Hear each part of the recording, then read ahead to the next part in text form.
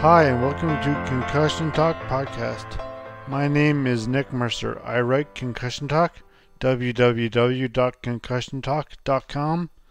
This is episode 24 of Concussion Talk Podcast, and today I'm going to be talking to Len Epp. Len is a co-founder of Leanpub. Leanpub is the site and platform on which I wrote my ebook, Detour.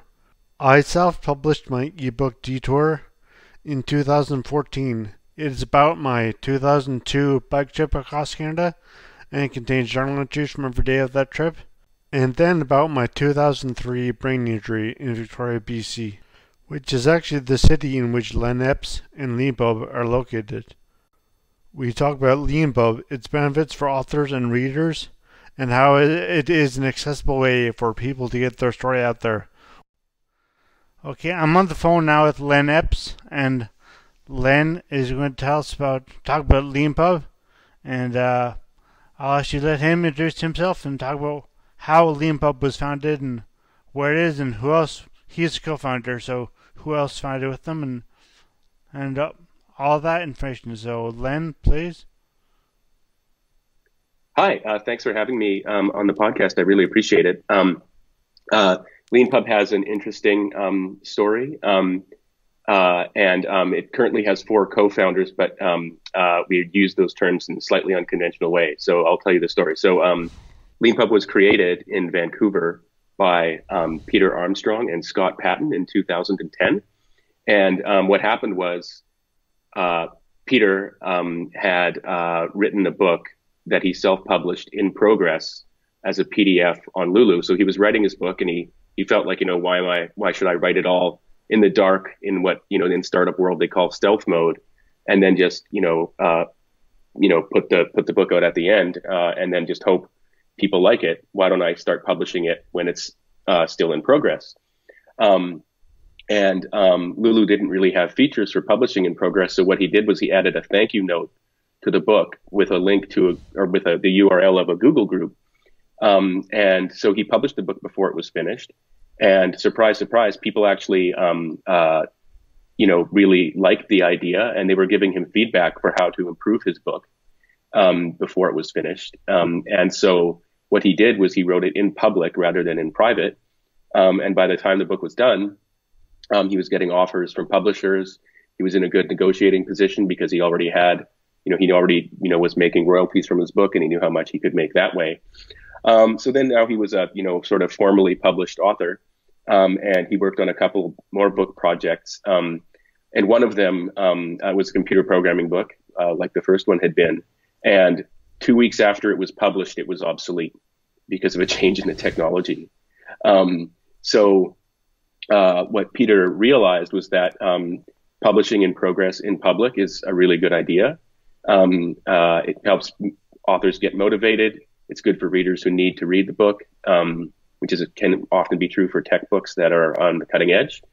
It helps you build an audience. Also,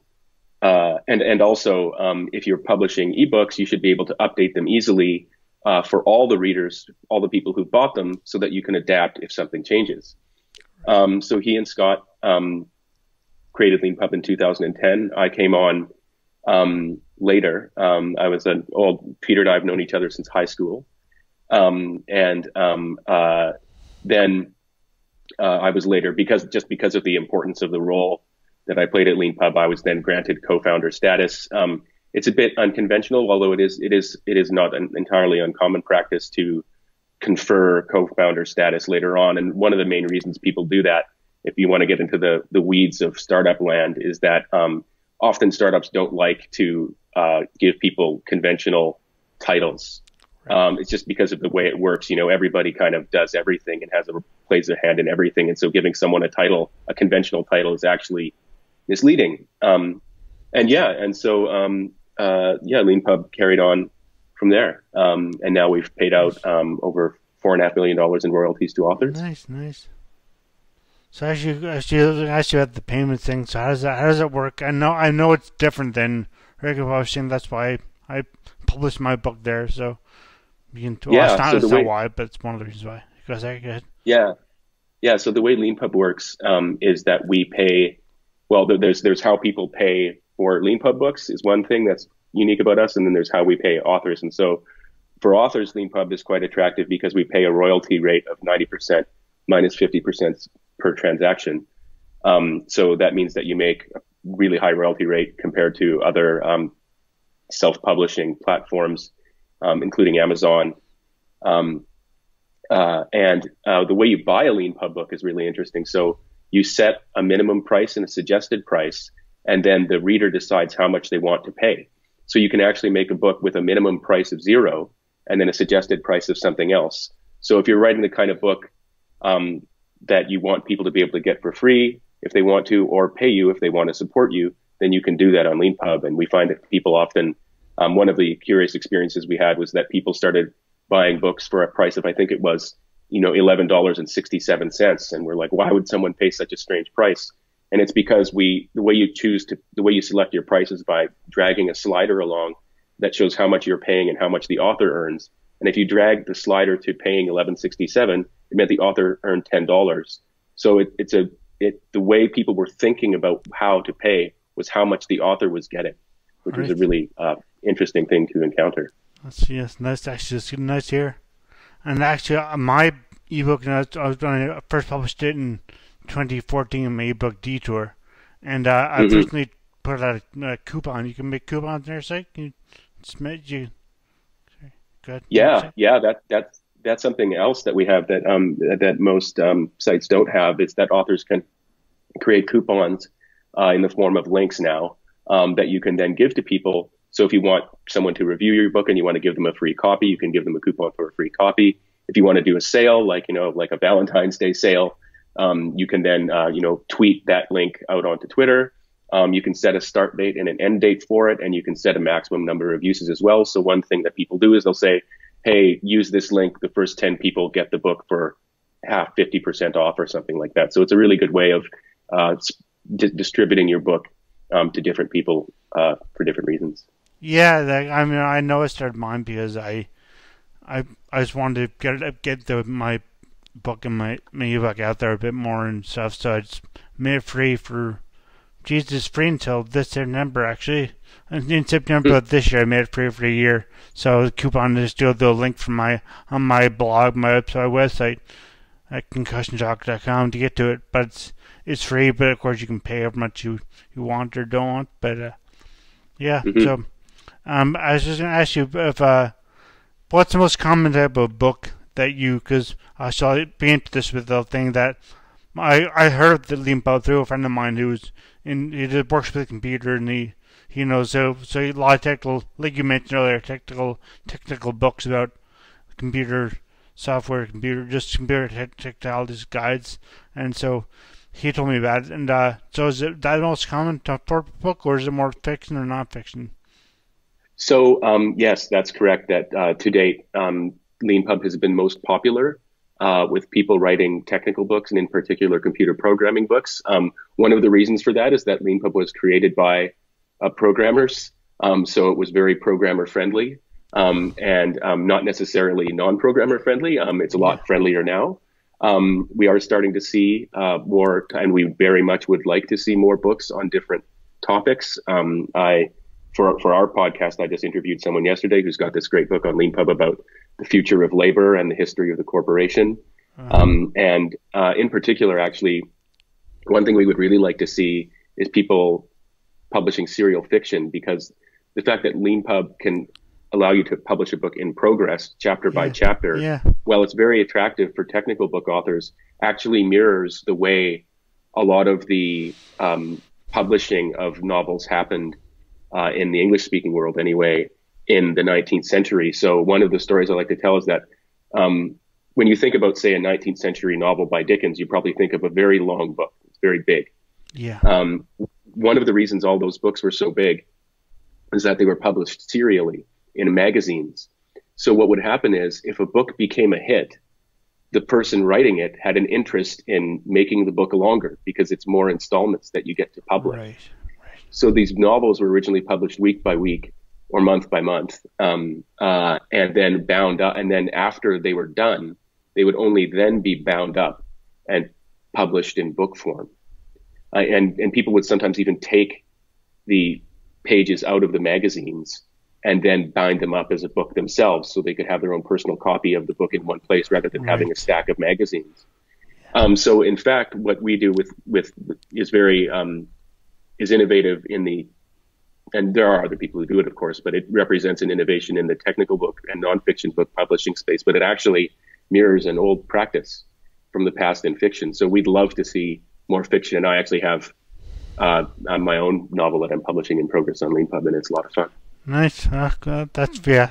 Another thing I also noticed about is the accessibility of it is really good, because if you live in a small center as I do, not as small as some, but that to find publishers is very difficult, and to get your book out to publishers is very difficult. Remember, I sent my book out to publishers in 2012, I guess, and then I've heard about Leanpub in 2014. But so I sent that out then, but inherit everything. So, but I find this Leanpub is a great way for accessibility. So people who just want to write their book and can't probably find a good place to send it to, or can't easily get their book there. It's a good way just to get it out right away and just get it out there. Yeah. Sorry, one of the great things about self-publishing generally is exactly the experience you're describing. I mean, not everybody can find a publisher for their book, and it has nothing to do necessarily with the quality of the book at all. I mean, a publisher is making an investment and taking a risk, and they're in it to make money, or at least not to lose money.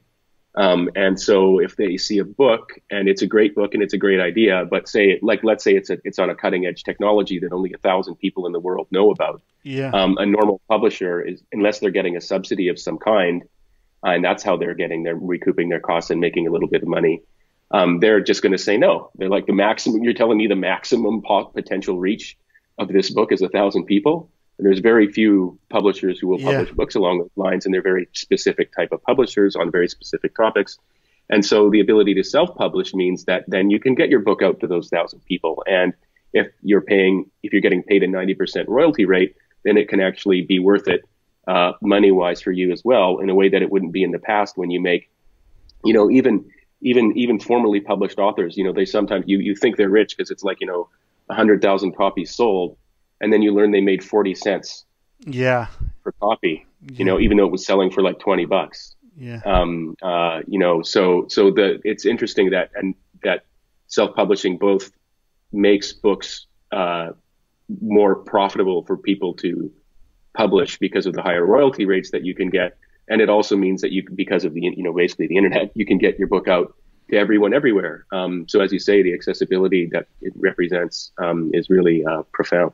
Yeah, no, it's great because my book was about brain injury. It's about brain injury, and also about my picture, because I may have put too much, into one book, but that's another issue. But so I know, to me it sounds like an interesting story, but of course it's my story, and only some people want to hear about it. So it's tough to sell to a wide audience of people who don't know you or are not frankly interested in either topic.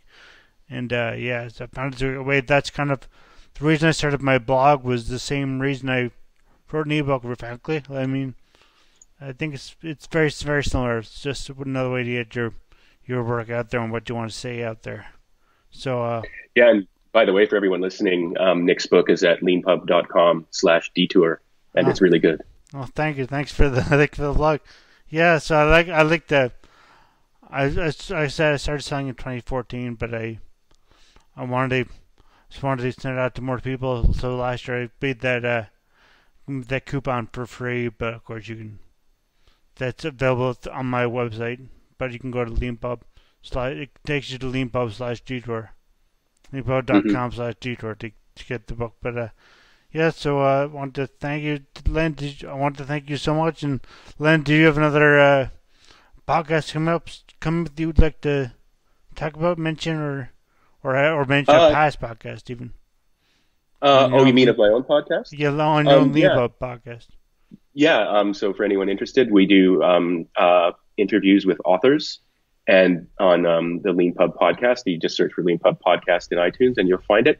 What we do in those podcasts is we interview people about their life story and about the subjects that they're experts in, so that people can learn about just various general knowledge. They're very fun to do. So I hope people enjoy listening to them as well. Yes, that's great. So, as you mentioned that you have a non-fiction book that you're working on now. So, is there a name to it that people can find it? Oh yeah, yeah. So if you want to find my, let me just my novel, which is a satire of the way people tend to conflate nationalism and literature in Canada. Is at leanpub.com/The Atlantic Half. So it's basically Canadian Pickwick Papers / Don Quixote, where a bunch of people who are interested in Canadian literature they've mistaken what they've read in books for the reality, and they go on a tour across the country and they confront these contradictions where what they encounter in the Canadian reality doesn't match what they've read about Canada in all the novels and things like that. So yeah, it's at Leanpub. It was fun to write. It's at leanpub.com/The Atlantic Half. It's kind of like sounds like a bit of like some Tracy Hip or Gordani lyrics to some like he sings about that stuff a lot. That's like in Completely especially. But yeah. So thank you very much for taking the time to be on my podcast, and thank you very much for the ability to publish my ebook on your platform and website. So thanks a lot. Well, thank you very much, Nick. Thanks. I would like to thank Len Epp again for talking to me today. I mistakenly called him Len Epps earlier, but that's my bad. Sorry, Len Epp. And so if you'd like to get a copy of my ebook, you can go to leanpub.com and search for my book Detour, or you can get it off from my own blog, concussiontalk.com. You can also check out Len's ebook, The Atlantic Half, at leanpub.com. Thank you all for listening. A more concussion-focused podcast will be out soon, so please stay tuned. As always, the music at the beginning of this podcast is by Ben Sound, www.bensound.com.